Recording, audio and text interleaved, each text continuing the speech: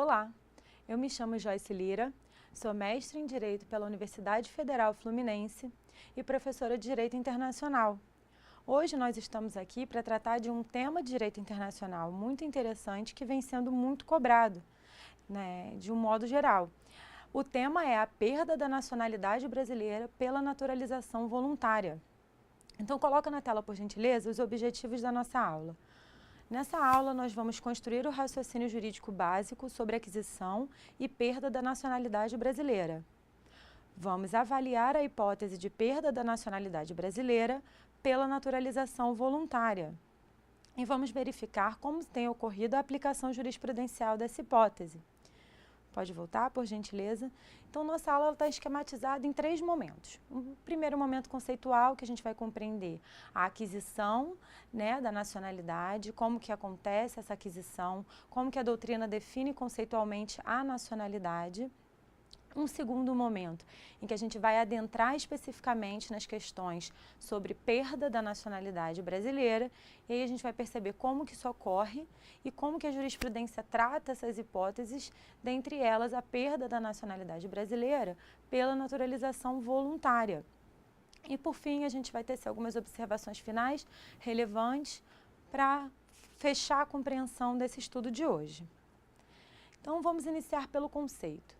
O conceito de nacionalidade passa por 3 aspectos principais, se formos verificar na doutrina a forma como ela está conceituada lá na doutrina. A doutrina costuma identificar um primeiro ponto em comum que a gente costuma perceber também na doutrina, é que a nacionalidade se qualifica ou tem natureza de um vínculo político-jurídico. Esse vínculo político-jurídico une o indivíduo ao Estado, de maneira que passa a integrar esse indivíduo ao conceito de povo. Então, são esses 3 principais aspectos que nós temos que ter em mente quando a gente pensa em nacionalidade. Pensamos em nacionalidade, vamos pensar que a nacionalidade se caracteriza por ser um vínculo político-jurídico que une o indivíduo ao Estado, fazendo-o parte integrante do povo desse Estado. E aí, coloca na tela, por gentileza, para que vocês vejam, eu trouxe aqui, vejam na prática como que a doutrina realmente utiliza esses critérios. Eu trouxe aqui para vocês 3 definições da doutrina. Uma delas de Vicente Paulo e Marcelo Alexandrino, a outra é do Marcelo Novellino e a terceira do Pedro Lenza. Em todas elas nós encontramos a definição de nacionalidade como sendo esse vínculo político-jurídico que une o indivíduo ao Estado, tornando parte do povo. Perfeito, pode voltar, por favor.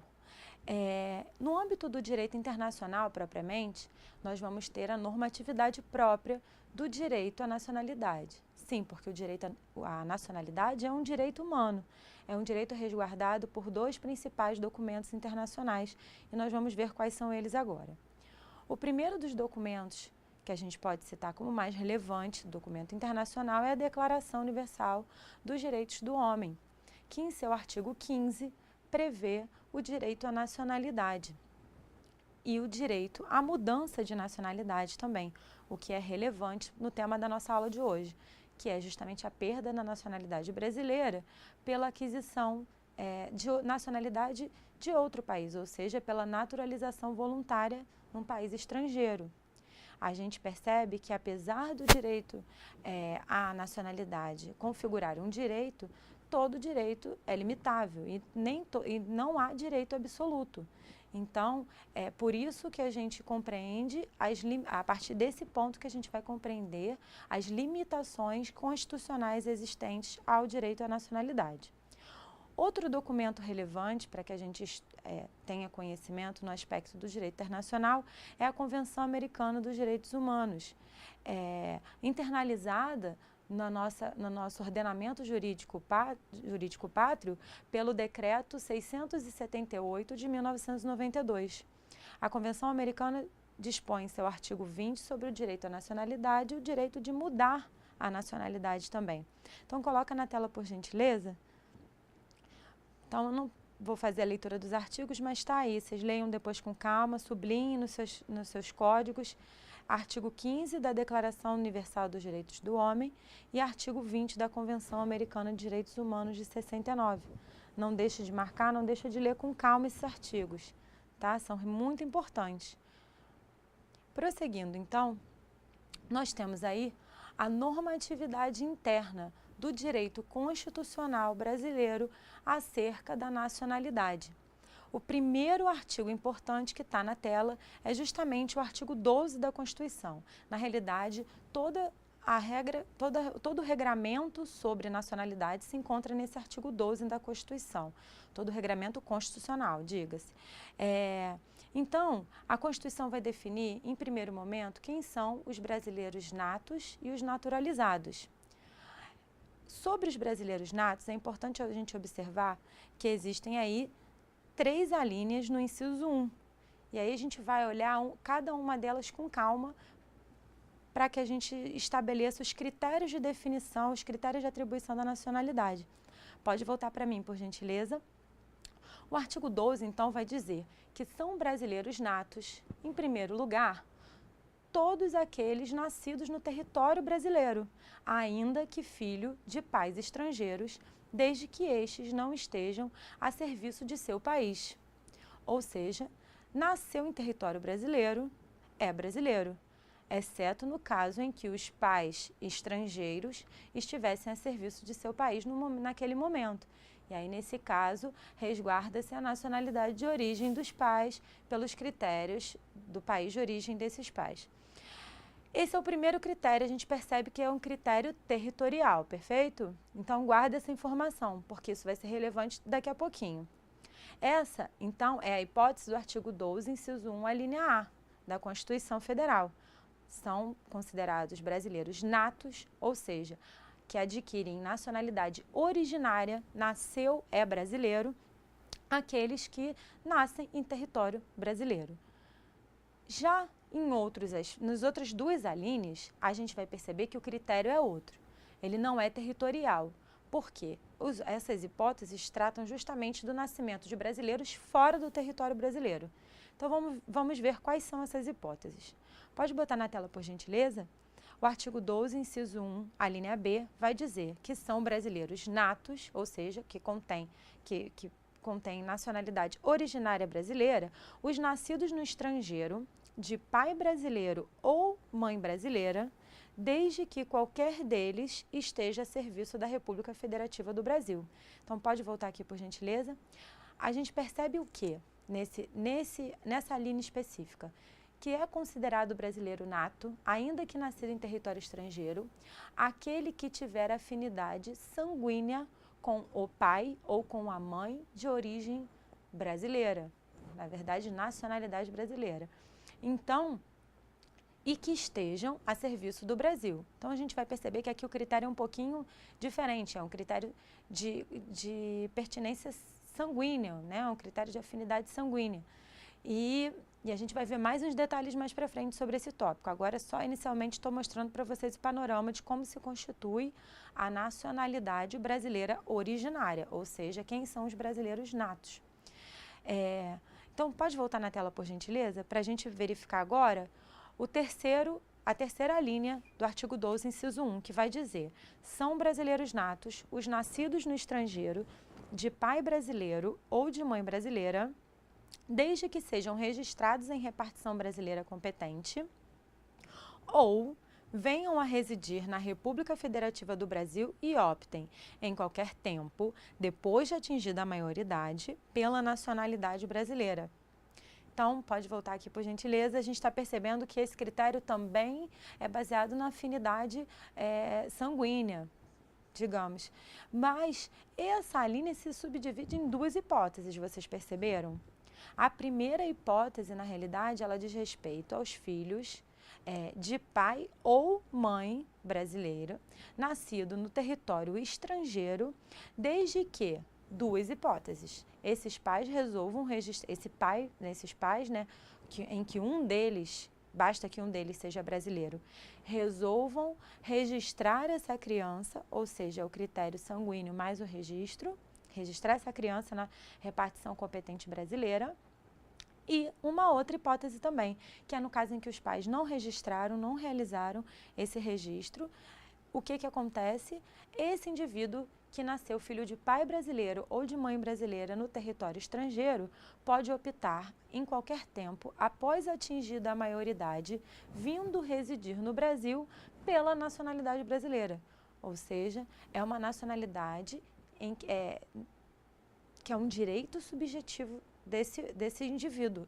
Então, após atingida a maioridade, se ele tiver residindo no Brasil e optar pela nacionalidade brasileira e for maior de idade, ok, ele vai se tornar um brasileiro nato, perfeito? Ele vai ser considerado brasileiro nato, ou seja, a aquisição originária de nacionalidade brasileira, tá?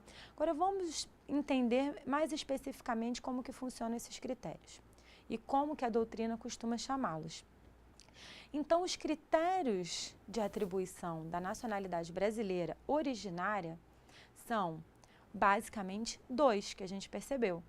Um critério é ligado ao território e é conhecido na doutrina como ius solis, ou seja, o solo, né? Essa ligação da pessoa com o local de seu nascimento.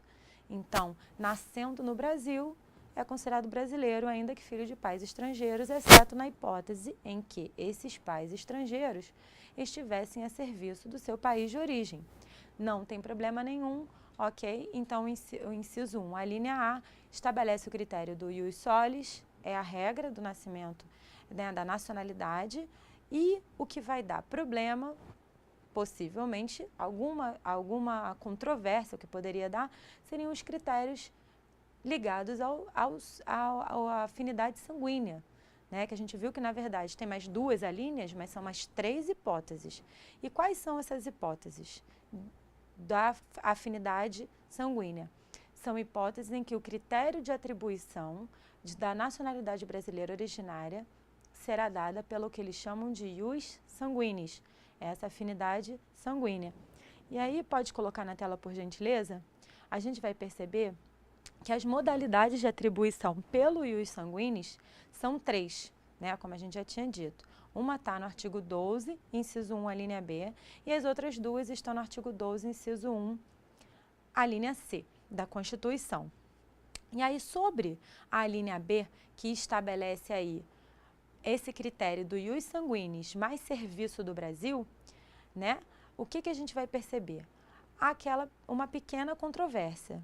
Pai ou mãe brasileiros, natos ou naturalizados? Sim, seja o pai ou a mãe brasileiro, nato ou naturalizado, vai sim ser possível atribuir nacionalidade brasileira originária ao filho nascido no território estrangeiro, caso esse pai ou essa mãe esteja a serviço do Brasil. Outra observação pertinente é que o que significa serviço do Brasil? Conforme está aí na observação que eu coloquei para vocês, não se refere apenas a uma atividade diplomática, mas qualquer função associada às atividades dos entes federativos ou suas autarquias, e também, no caso de serviço prestado à organização internacional de que a República faça parte, independentemente de ter havido designação por órgão governamental. Ou seja, pode voltar aqui por gentileza. O que a gente vai perceber é que nesse inciso 1, a linha B, nós encontramos a hipótese de aquisição de nacionalidade brasileira originária de um indivíduo que nasce fora do Brasil, filho de pai ou de mãe, veja, de um ou de outro, pode ser um ou outro, brasileiro. Entenda-se brasileiro como brasileiro nato ou naturalizado, tanto faz, e que este estivesse a serviço da República Federativa do Brasil naquele momento. E o que é o serviço à República Federativa do Brasil? É apenas de atividade diplomática? Não.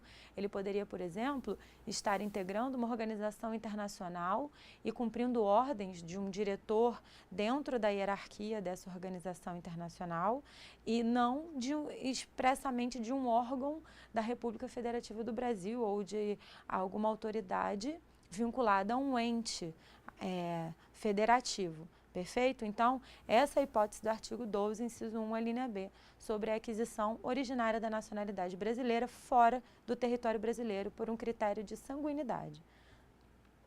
Os outros dois critérios que a gente vai falar agora estão no artigo 12, a linha, inciso 1, a linha C, primeira parte e segunda parte, assim a gente vai dividir essa linha. Na primeira parte, a gente vai ver que o critério que é estabelecido pela Constituição é o ius sanguinis também, que é esse critério de afinidade sanguínea com o pai ou com a mãe, mais o registro. Então, vai se tornar brasileiro nato aquele indivíduo que nasce fora do Brasil, mas filho de pai ou de mãe brasileira, brasileiros natos ou naturalizados, que optem por registrar o seu filho aqui na repartição competente, tá? Então não tem problema essa hipótese. É assim que funciona. Nasceu lá fora, não estava a serviço do Brasil, o pai ou a mãe é brasileiro, nato ou naturalizado, chegou no Brasil, registrou, se tornou brasileiro nato esse filho, tá? Desse casal. Já a outra hipótese que está na parte final do artigo 12, inciso 1, a linha C da Constituição, diz respeito aos nascidos no estrangeiro, de pai brasileiro ou de mãe brasileira, desde que estes, não tendo sido registrados pelos seus pais natos, brasileiros natos ou naturalizados, quando nasceram, né, fora do território brasileiro, estes venham residir no Brasil e após atingida a maioridade, eles optem pela nacionalidade brasileira. E aí a gente vai ver que a doutrina costuma nomear isso de nacionalidade potestativa, porque a nacionalidade se torna uma potestade, tá? Esses indivíduos vão poder exercer o direito à nacionalidade originária, presta atenção, serão brasileiros natos, a partir do momento em que eles exercerem esse direito de optar pelo registro pela nacionalidade brasileira, tá? Não tendo sido anteriormente registrado por seus pais. Então, é um caso muito interessante e é uma nomenclatura daquelas que costuma pegar a gente na prova, né? Descreva a nacionalidade potestativa. Não tem mistério. É a nacionalidade prevista de acordo, né, enfim, com o artigo 12, inciso 1, a linha C, segunda parte ou parte final da Constituição. Ou seja, aquela que depende de alguns critérios. Nascimento da pessoa fora do território brasileiro, mas com pai ou mãe brasileiro nato ou naturalizado, residência no Brasil, maioridade e opção. Então, depende de um requerimento. Essa nacionalidade, ela será originária, mas ela não se dará de forma automática. Ela dependerá desse requerimento, desse indivíduo que deseja se tornar brasileiro nato. Perfeito? Coloca na tela só para eles terem uma noção de que eu fiz esse esquema aí direitinho para vocês perceberem esses aspectos das modalidades de atribuição dos critérios de ius sanguinis, que eles são sempre somados com alguns outros critérios para a gente conseguir diferenciar. Tá? Vou beber aqui um golinho de água, deixa aí na tela para vocês darem uma olhada.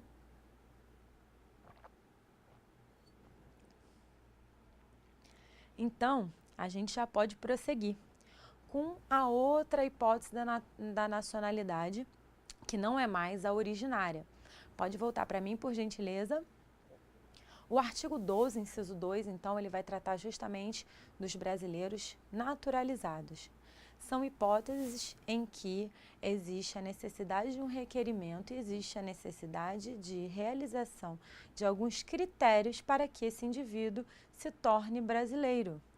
Ele não vai ter uma condição automática de brasileiro, reconhecida pela Constituição, mas ele pode querer se tornar brasileiro. É o gringo que vira brasileiro. Ele pode querer, por N motivo, se tornar brasileiro e aí ele vai ter que cumprir esses critérios constitucionais. Vamos ver quais são esses critérios? Bota na tela, por gentileza.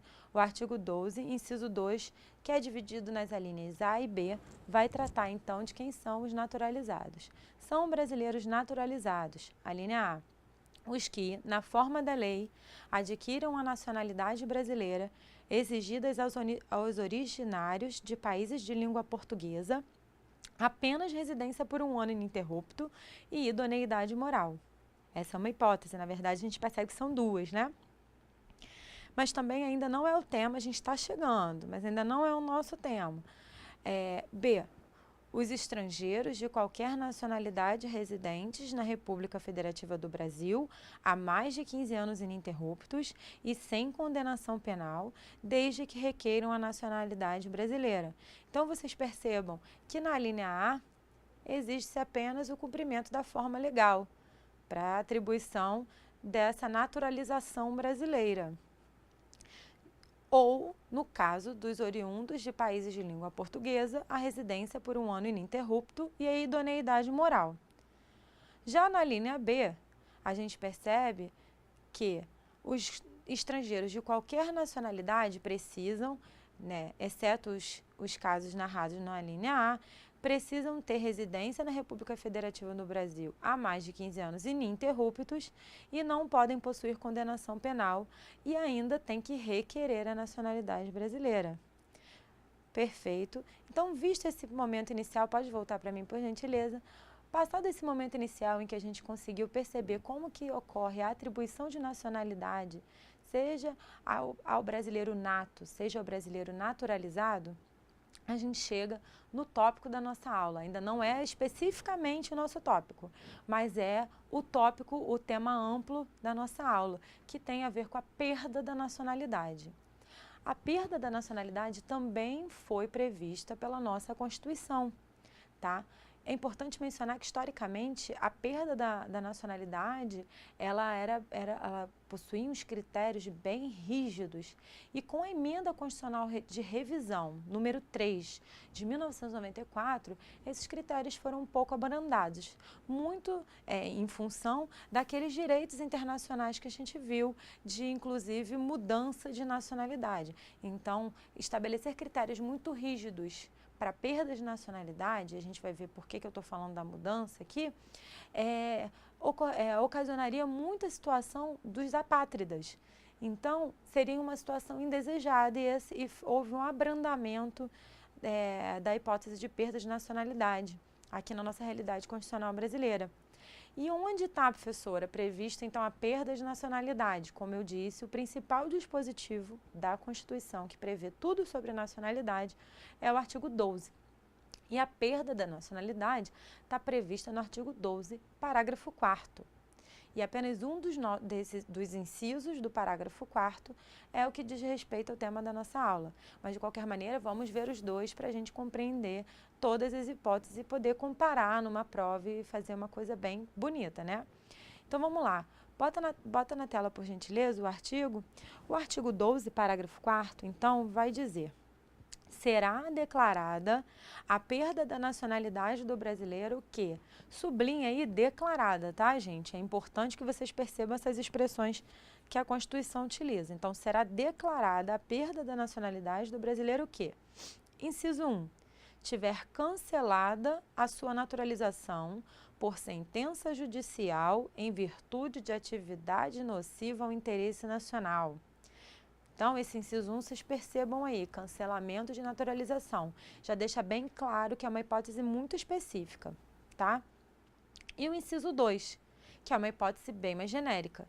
Então, o inciso 2, somado ao caput, a gente lê: será declarada a perda da nacionalidade do brasileiro que adquirir outra nacionalidade, vírgula, salvo nos casos.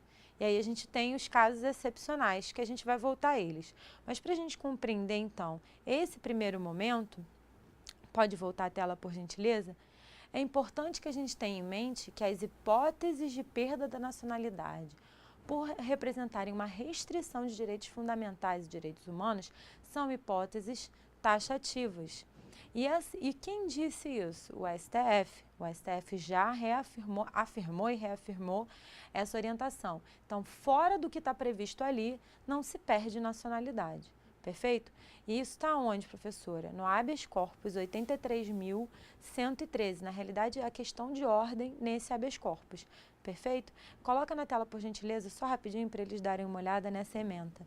Tá aí, ó, a perda da nacionalidade brasileira somente pode ocorrer nas hipóteses taxativamente definidas na Constituição.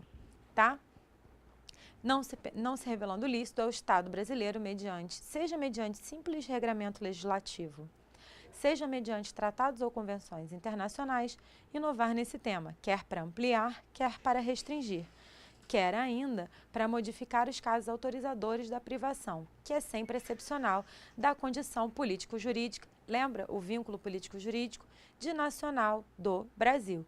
Então, tenha em mente, em primeiro lugar, pode voltar aqui por gentileza, que a hipótese de perda de nacionalidade é sempre taxativa. Ou seja, vai lá na Constituição, no parágrafo 4º, você vai descobrir. Fora daquilo, não se perde nacionalidade. Tá bem? Então, vamos lá para as hipóteses, né? A gente leu o inciso 1 já. O inciso 1 fala justamente do quê? Cancelamento de naturalização por sentença judicial, leia-se, transitada em julgado, decorrente de atividade nociva ao interesse nacional. Tá? O que a gente percebe? Quando fala de cancelamento de naturalização, parece pra gente uma coisa bem nítida, aparece pra gente uma coisa bem nítida, que se trata apenas da hipótese do brasileiro naturalizado. Quem vai perder a nacionalidade brasileira por cancelamento de naturalização é aquele que está passando por um processo de naturalização ou aquele de que já está naturalizado brasileiro, e aí essa hipótese, então, não atinge o brasileiro nato. Tá? Então, pode vir sentença judicial transitada em julgado dizendo por A mais B que um brasileiro nato exerce uma atividade nociva ao interesse nacional, mas esse brasileiro nato não pode perder a qualidade de nacional brasileiro, de brasileiro nato, por causa dessa sentença. Tá? Por quê? Porque não vai poder existir contra ele um processo de cancelamento de naturalização. A naturalização dele decorre da própria vontade constitucional. Ela se apresenta de forma automática. É uma realidade jurídica, tá? É uma atribuição constitucional de nacionalidade. E é um direito fundamental dessa pessoa, tá? E aí, a gente coloca na tela, por gentileza, que eu trouxe também aqui um julgado que, enfim, é dizer o óbvio, mas às vezes o óbvio precisa ser dito. O recurso em mandado de segurança 27.840 teve a seguinte ementa: conforme revela o inciso 1 do parágrafo 4º do artigo 12 da Constituição, o ministro de Estado da Justiça não tem competência para rever o ato de naturalização. Óbvio, né, gente? Parágrafo 4º, inciso 1 fala lá claramente que perde a nacionalidade o brasileiro que tem cancelado a sua naturalização por sentença judicial. Então, não cabe ao ministro de Estado de Justiça. Mas a gente vai entender por que existiu essa complicaçãozinha aí com relação à competência. Porque, na realidade, se confundem muito as hipóteses do inciso 1 e do 2. Pode voltar aqui, por gentileza, que a gente agora vai justamente tocar no ponto da aula, que é o inciso 2 do artigo 12, parágrafo 4º, perdão, do artigo 12 da Constituição, que estabelece lá um critério bem genérico de perda de nacionalidade, perfeito? Será declarada a perda da nacionalidade do brasileiro que adquirir outra nacionalidade. Então, você está lá todo feliz, foi para o exterior, vamos dizer, foi para os Estados Unidos, adquiriu o seu green card, tá? Você pode exercer todos os atos da vida civil lá, mas você não está satisfeito porque você não se sente ainda plenamente um cidadão americano e você quer, por livre e espontânea vontade, adquirir a nacionalidade americana lá. O que acontece? Você vai deixar de ser brasileiro? Sim, tá? A Constituição ela é bem rigorosa quanto a essa hipótese de voluntariedade. Se voluntariamente, ou seja, só por um ato de vontade seu, né, uma vontade sua, melhor dizendo, você optar por outra nacionalidade, você vai perder a brasileira, tá? É um critério bem rigoroso, só que tem exceções. E as exceções, como a gente vai ver, se baseiam justamente nessa ideia de voluntariedade. Quando não se qualificar como um ato voluntário de aquisição de nacionalidade estrangeira, ou seja, de naturalização voluntária, isso também não vai importar na perda da nacionalidade brasileira. Vamos entender quais são essas exceções? Então, vamos lá. Voltando, rebobinando para fixar bem fixado. Qual que é a regra sobre a perda de nacionalidade brasileira no Brasil? A regra é que, de modo automático, se perca a nacionalidade brasileira ao se adquirir voluntariamente a nacionalidade estrangeira. Essa é a regra. E aí nós temos as exceções. Pode colocar na tela, por gentileza? Que a gente vai ver que as exceções estão na linha A e B. O que dizem as exceções? Então, vamos fazer uma leitura em conjunto, novamente, desse artigo, desse dispositivo aí do parágrafo 4º. Artigo 12, parágrafo 4º, será declarada a perda da nacionalidade do brasileiro que, inciso 2, adquirir outra nacionalidade, salvo nos casos, e aí a gente vem com as hipóteses excepcionais, a, de reconhecimento de nacionalidade originária pela lei estrangeira, e b, de imposição de naturalização pela norma estrangeira ao brasileiro residente em estado estrangeiro como condição para a permanência em seu território ou para o exercício de direitos civis. Então, a gente percebe aí que existem exceções que demonstram claramente que a intenção da Constituição foi proteger contra a perda da nacionalidade brasileira, contra essa regra bem rígida, né, de perda de nacionalidade brasileira, aqueles que não adquirem outra nacionalidade de forma voluntária, mas de alguma maneira por uma imposição legal ou uma imposição normativa, perfeito? Então, pode voltar aqui por gentileza, a gente vai perceber que podem perder a nacionalidade brasileira nessa hipótese, tanto os brasileiros natos quanto os brasileiros naturalizados. Tá? Então, não existe uma restrição como existe no inciso 1, que a gente viu que só os naturalizados perdem por sentença judicial, já que existe um processo de cancelamento de naturalização, do qual vai decorrer essa perda aí de nacionalidade. O inciso 2, que é o que a gente está tratando e que é o tema da nossa aula de hoje, que é justamente a perda da nacionalidade brasileira pela naturalização voluntária, ele se refere ao inciso 2, que é o ponto que a gente está tratando. E, em regra, a gente já viu, perde-se essa nacionalidade brasileira pela naturalização voluntária, simplesmente pela naturalização voluntária. Voluntariamente se naturalizou em um país estrangeiro, perdeu a nacionalidade brasileira. Exceto, e aí vem as hipóteses excepcionais que a gente está tratando agora, exceto quando existir um reconhecimento de nacionalidade originária, presta atenção, pela lei estrangeira, tá? Ou também quando houver uma imposição dessa naturalização pela norma estrangeira para o brasileiro que estiver residindo nesse país estrangeiro, para que ele possa continuar lá, para que ele possa permanecer naquele território ou para que ele possa exercer os direitos civis, tá? O que a gente percebe? Em regra, vai perder de modo automático, é uma situação de fato. Adquiriu outra nacionalidade, perdeu. Só que os efeitos dessa perda só vão ser sentidos no momento em que o novo gringo, precisar de alguma coisa aqui do Brasil, tipo um passaporte. Vai lá, vai pedir um passaporte brasileiro. Tá? Ele chega aqui no Brasil, vem de férias, mas aí ele fala, eu sou brasileiro, nasci aqui, então eu vou pedir um passaporte brasileiro. E aí vai ser verificada a condição da nacionalidade dele em outro país. E vai ser verificado que ele se naturalizou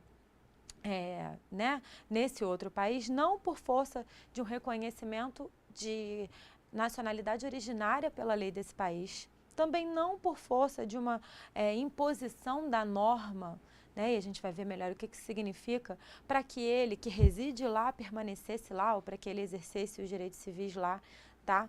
Não é esse o cenário. O cenário é, ele simplesmente quis se tornar um cidadão, parte do povo daquele país.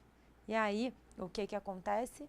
Ele vai sentir os efeitos, porque ele não vai conseguir o passaporte, tá? Mas é assim, vai ser só uma negativa? Não. Aí, no âmbito do Ministério da Justiça, lembra aquele probleminha de competência? Nesse caso do inciso 2, no âmbito do Ministério da Justiça, vai haver uma portaria, um processo administrativo regular, primeiro, em que ele vai ter direito a se defender, a demonstrar que ele se enquadra ou não nessas hipóteses excepcionais que a gente viu. E aí, o que vai acontecer desse processo administrativo regular no âmbito do Ministério da Justiça?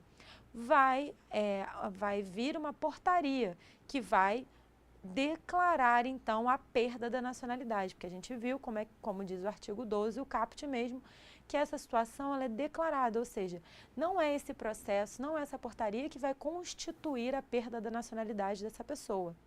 O que vai constituir a perda da nacionalidade dessa pessoa, na realidade, é uma situação de fato, é adquirir a nacionalidade de outro país voluntariamente, ou seja, realizar o ato de naturalização voluntária no país estrangeiro. Perfeito?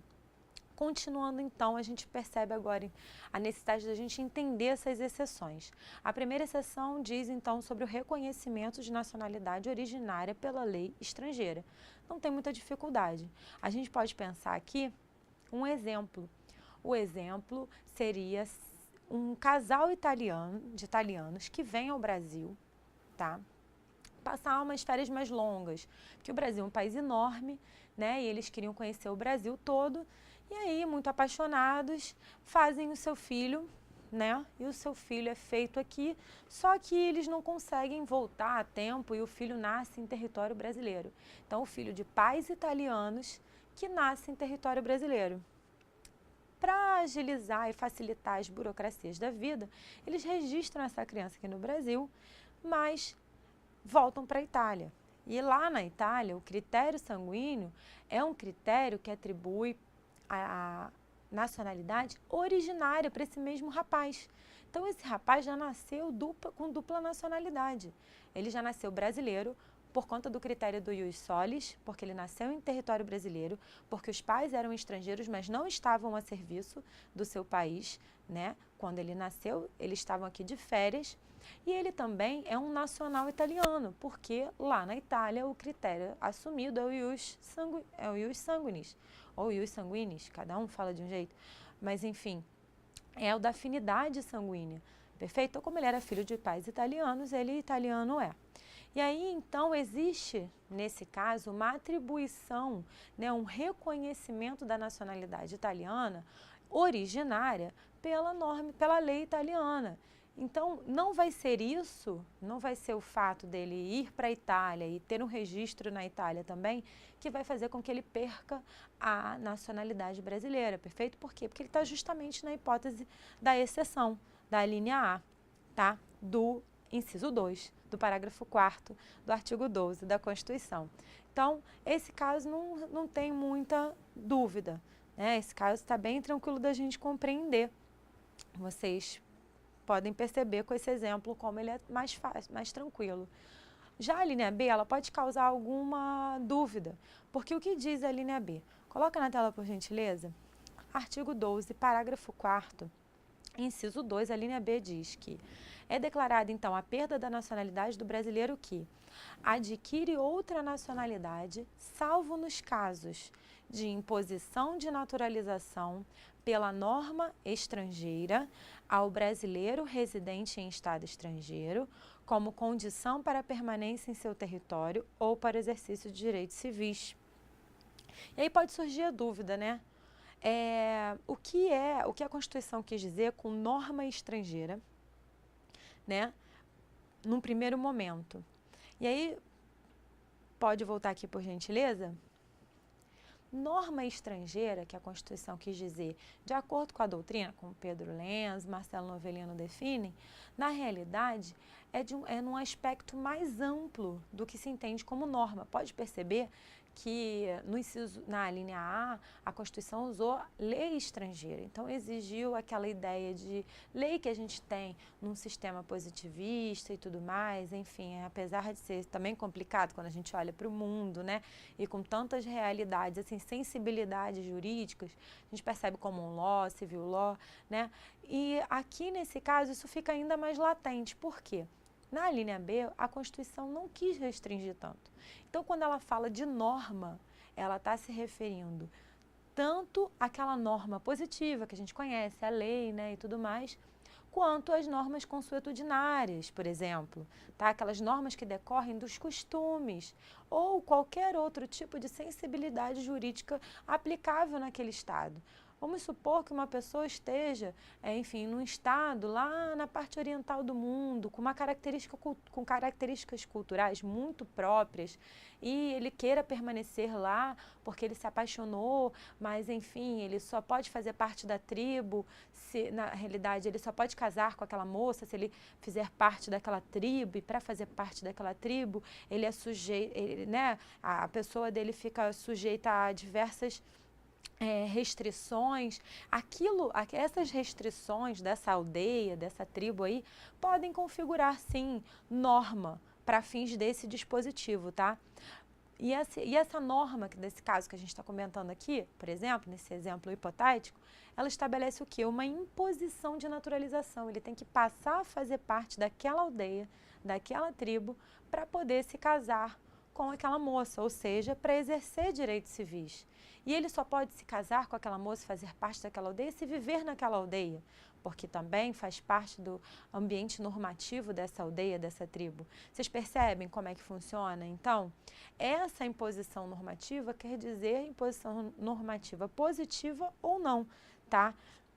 E outra questão, então, que surge, outra questão não, na verdade a mesma questão que eu vou reforçar com vocês, tá? Que é o tema da nossa aula o que a gente verifica no momento da perda da nacionalidade pela aquisição de outra nacionalidade é esse critério de voluntariedade, tá? Então perceba que os casos diversos que vão surgir, normalmente, vamos tentar entender onde que isso vai parar. E a gente vai chegar na jurisprudência. Normalmente a pessoa vai reclamar, opa, mas eu sou brasileiro, quando der algum problema, certo? Deu algum problema, ele vai querer sustentar a nacionalidade brasileira para se livrar desse problema. E aí o que vai acontecer?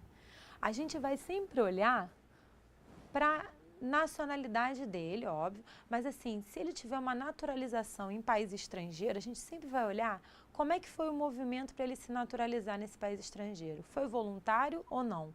Foi por força da vontade dele ou não?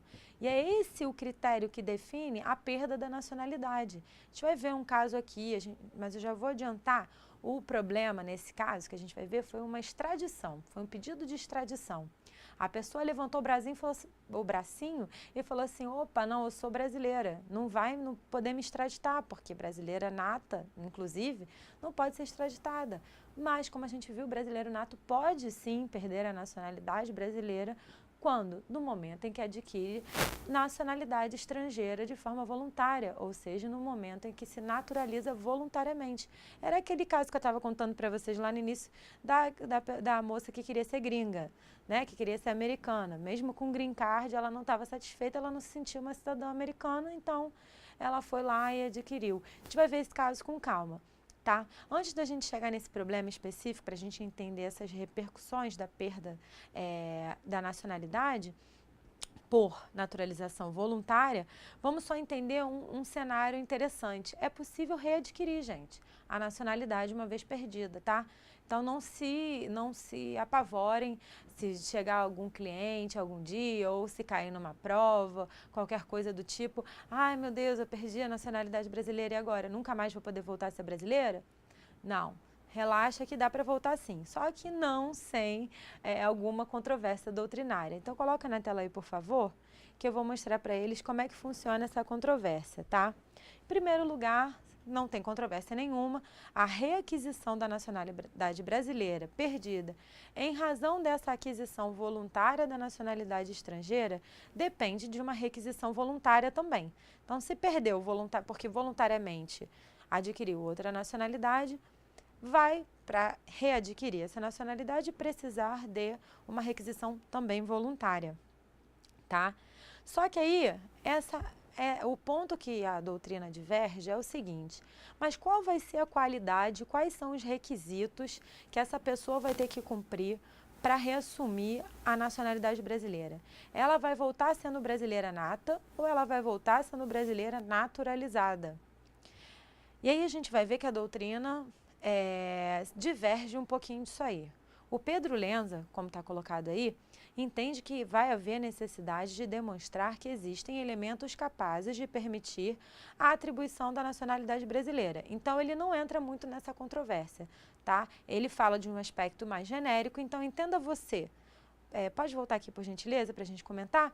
Entenda você que ele volta a assumir uma característica de brasileiro nato ou uma característica de brasileiro naturalizado, o que você vai ter que verificar é se ele preenche aqueles requisitos que estão lá no artigo 12, inciso 1 e inciso 2, tá? Preencheu aquilo ali, ele pode voltar a ser brasileiro, a admitir uma nacionalidade brasileira. Mas ele não entra muito nessa discussão. Só que José Afonso da Silva, Alexandre de Moraes e Marcelo Novellino já aprofundam mais essa discussão.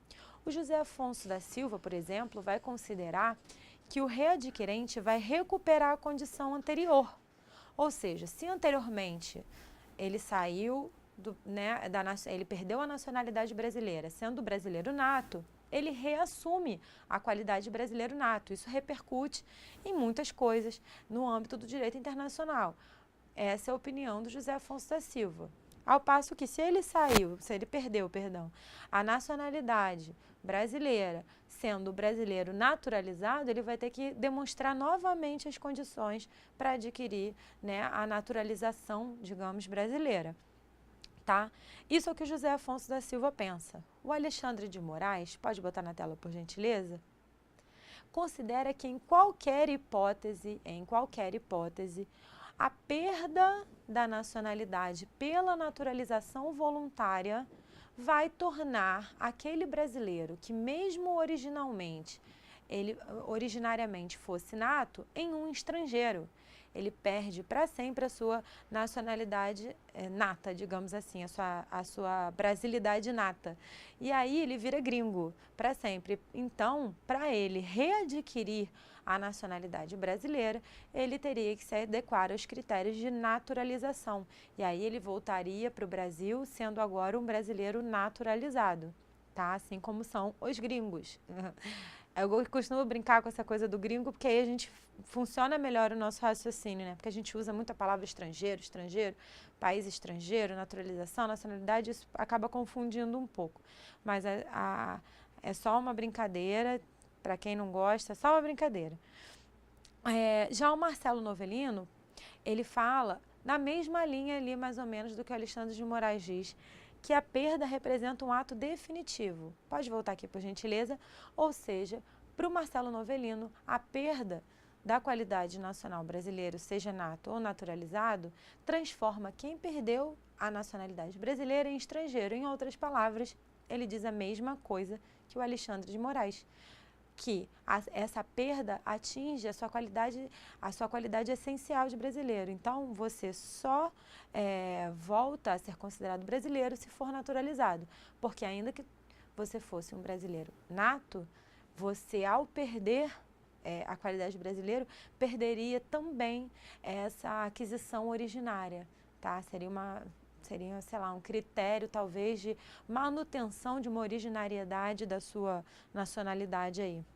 E isso tudo, como eu disse, pode repercutir em muitas questões, e uma delas é a extradição. E aí, então, eu trouxe para vocês um caso muito interessante, pode colocar na tela, por gentileza, que ele é do ano de 2016, tá? É um caso do ano de 2016.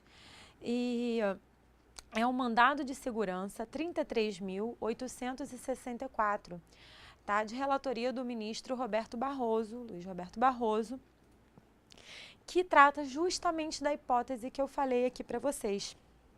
A brasileira que foi para os Estados Unidos, adquiriu o green card, não satisfeita, se naturalizou americana, casou com um cidadão americano, tá?